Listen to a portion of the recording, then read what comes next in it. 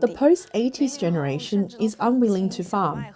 The post-90s generation lacks the skills to farm. And those who were born after the year 2000 can't even distinguish between wheat and chives. At present, those engaged in farming are primarily middle-aged individuals in their 40s and 50s, and even elderly people in their 60s and 70s.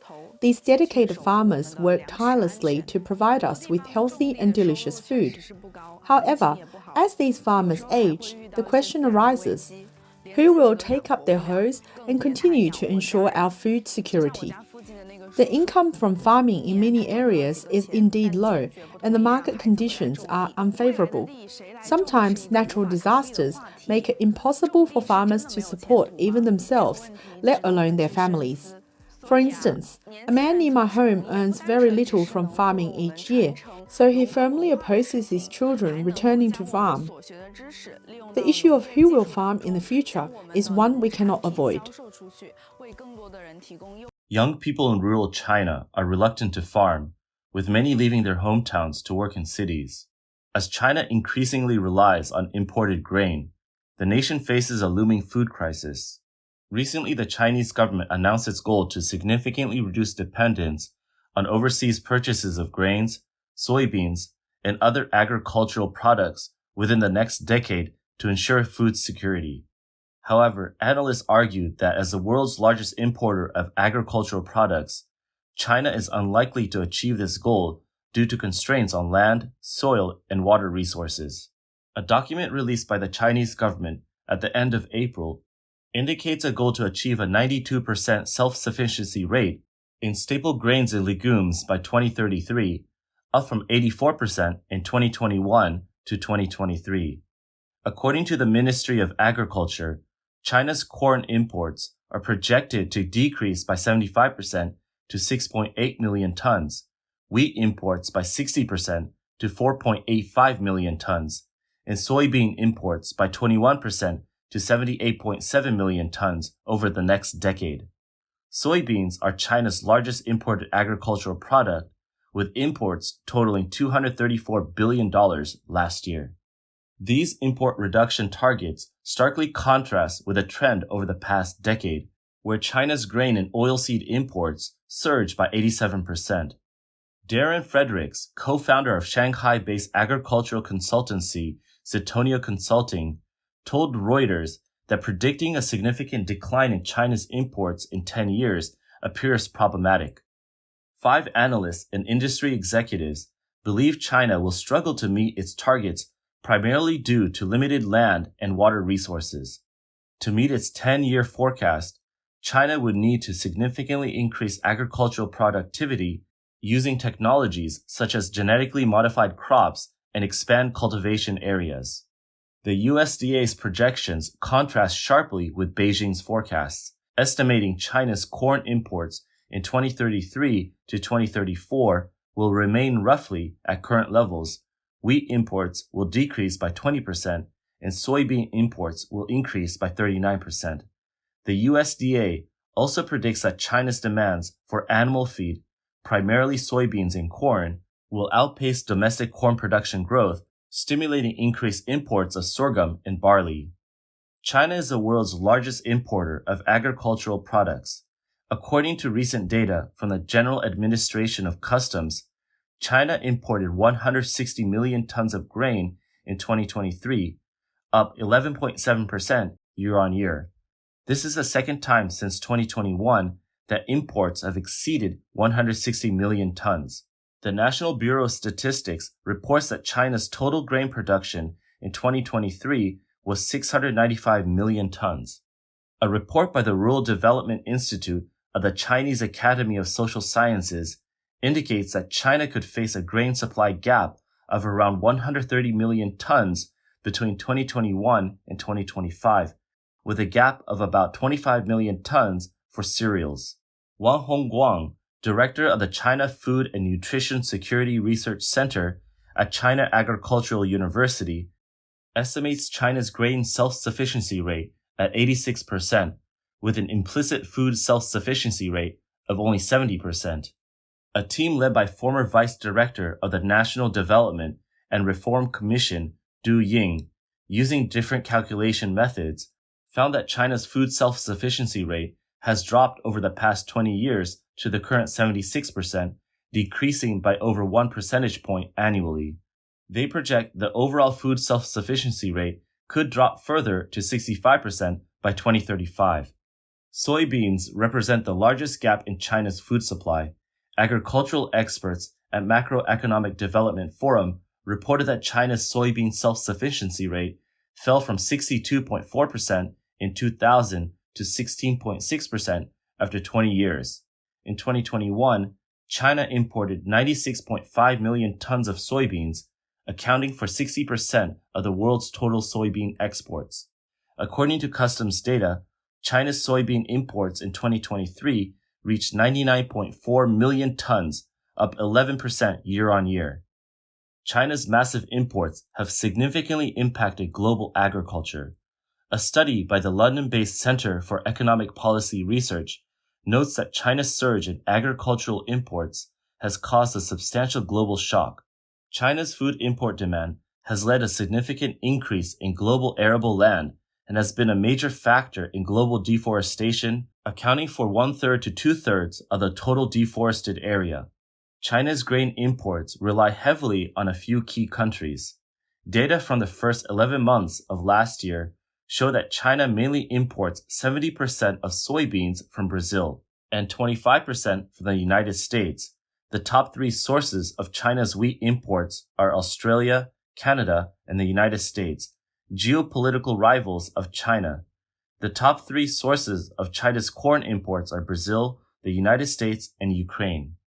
The Chinese government also fears potential disruptions in maritime trade routes.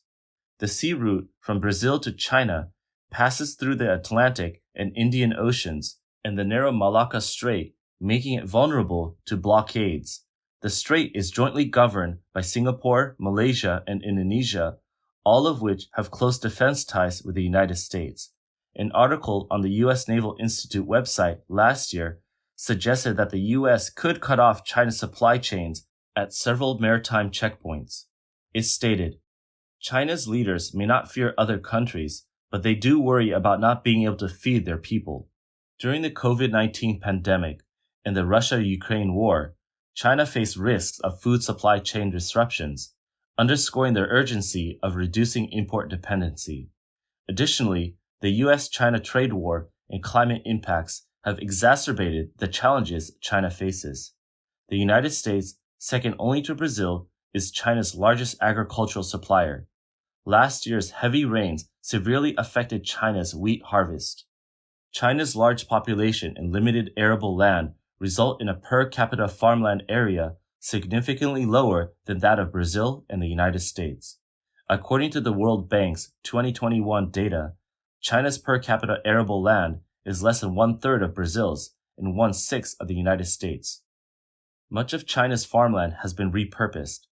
Karen Mankel, a professor of food, agricultural, and biological engineering and water quality at Ohio State University, noted that China was self-sufficient in 2000, but the situation changed over the past 20 years due in part to the reduction of agricultural land for other uses, such as urban development and factories.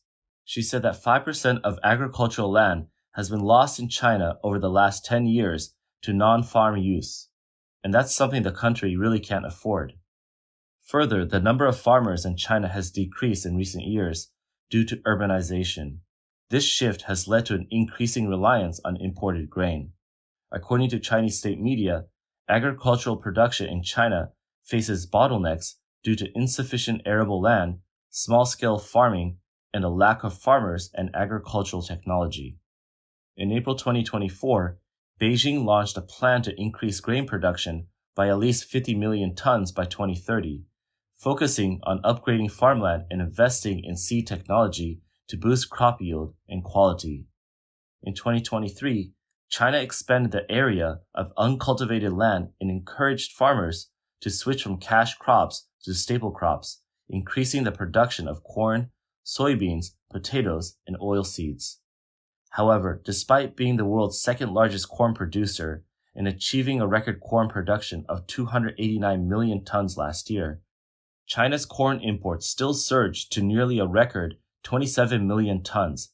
This is because traders prefer overseas corn, which is generally of higher quality and lower cost. Starting June 1st, China will implement a new food security law consisting of 11 chapters and 74 articles, covering various aspects of food security. State media reports that the law's enactment is of significant importance to the national food security strategy. Soil degradation and pollution have left China with little room to expand arable land. The government has frequently called for the protection of fertile land and plans to complete a 4-year soil survey by 2025. The last survey in 2014 revealed that 40% of arable land was damaged by excessive use of chemical pesticides and heavy metal pollution. To address land shortages, China has invested millions in cultivating water-intensive crops like rice and desert regions such as Inner Mongolia and Xianjing. Transforming deserts into farmland and developing salt-tolerant crops are seen as ways to increase arable land. However, industry executives say this strategy will require significant time and investment in fertilizers, irrigation, and biotechnology. China's agriculture is predominantly composed of small farms, with an average size of 0.65 hectares compared to 187 hectares in the US and 60 hectares in Germany. These small-scale farmers, many of whom are older, may lack the financial means or skills to adopt modern agricultural technologies like drone sprayers, high-yield seeds, and data-driven farming techniques. To boost yields, Beijing is shifting towards genetically modified crops.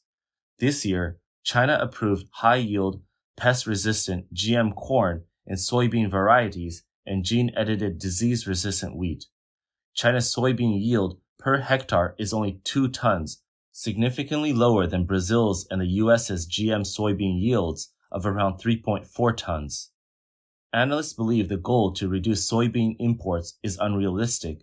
Almost all soybeans in China are used to produce high-protein foods like tofu.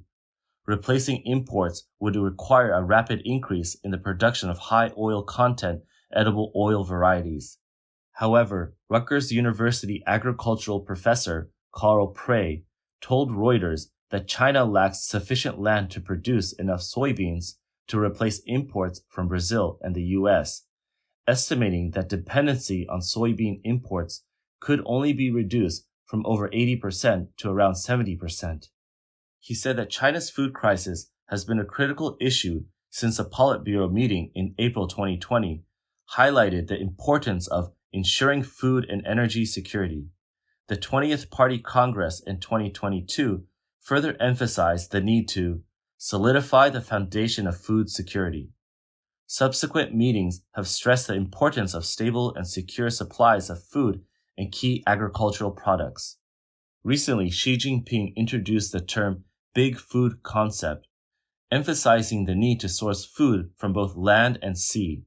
State media reported on April 21st that Xi stressed the importance of ensuring a diverse supply of food, including meat, vegetables, fruits, and seafood, alongside grain. What is the Big Food concept?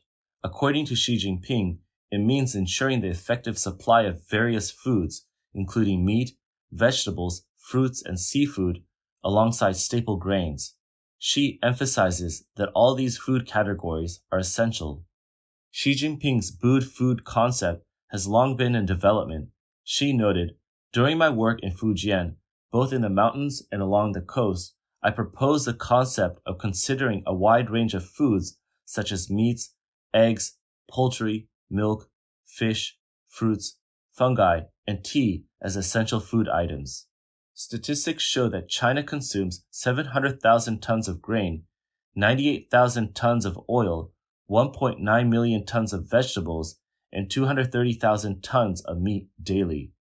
US-based current affairs commentator Heng He argues that Xi Jinping's Big Food concept is meaningless and lacks practical significance. He asserts that the ability to meet people's needs since the establishment of the communist regime has been due to market liberalization, not planned economic measures which have historically failed. Heng He points out, Xi Jinping wants to use planned economic methods to solve problems that only market economies can address. He believes that Xi's big food concept will not resolve China's real issues. Heng He believes that solving China's food problems fundamentally requires market economy and land privatization. Currently, land ownership in China remains with the state and citizens only have usage rights. The issue of privatization has not been resolved. In recent years, local governments have increasingly relied on land finance to require large tracts of land for real estate development, leaving much land abandoned. Urbanization has also reduced arable land, threatening food security. Independent economist Qin Weiping told Radio Free Asia that the Chinese government's primary concern is regime security, closely linked to food security. He warns that a severe food crisis could significantly impact the regime's stability. The repeated emphasis on food security in state media reflects serious issues in this area. Food safety issues have become increasingly prominent in China. Although the food safety law has been in effect since June 2009, a 2011 report by the Chinese Journal of Food Hygiene revealed that over 94 million people fall ill annually from consuming contaminated food, with about 8,500 deaths each year. Recent CCTV reports have highlighted numerous problems within the food industry, indicating persistent food safety challenges. Heng He believes the Chinese government is primarily responsible for food safety issues, citing failures in regulatory duties and law enforcement. This is why food safety issues can never be resolved in a society full of broader legal non-compliance issues. Qin Weiping also criticizes the Chinese government's approach to food security and safety, suggesting that the focus remains on slogans without implementing practical, feasible measures.